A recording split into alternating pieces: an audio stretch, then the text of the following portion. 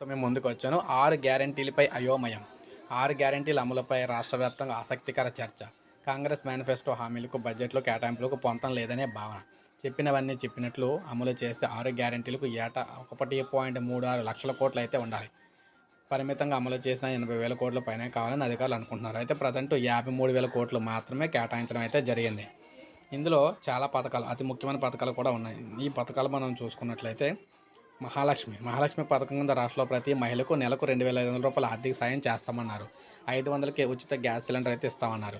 RTC బస్సులు ఉచిత ప్రయాణం అయితే ప్రజెంట్ అయితే ఇస్తూనే ఉన్నారు. ఇక రాష్ట్రంలో 18 ఏళ్ళు నిండిన మహిళల కోసం మహిళలేమో 1,65,00,000 మంది ఉన్నారన్నమాట. ఇందులో సుమారు 26 లక్షల మంది ఇప్పటికే వితంతు, ఒంటరి, వృద్ధాప్య పింఛన్లు అయితే పొందుతున్నారు. వారిని మినహాయించగా మిగతా 1,31,00,000 మందికి ప్రతి నెల 2,500 చొప్పున లెక్కను చూసుకున్న ఏటా 41 కోట్లు, దాదాపు 42,000 కోట్లు అయితే అవసరం అనమాట. ఈ 42,000 కోట్లు ఏ విధంగా ఇస్తారు? సో మిగిలిన పథకాలు ఏ విధంగా అమలవుతాయి ఏంటనేది ఒక క్వశ్చన్ మార్క్‌గా తయారైంది. అయితే మహాలక్ష్మి పథకం ద్వారా నెలకు 2,500 రూపాయలు అనేది ఏ రోజు నుంచి ఇస్తారో ఇంకా క్లారిటీ అయితే లేదు.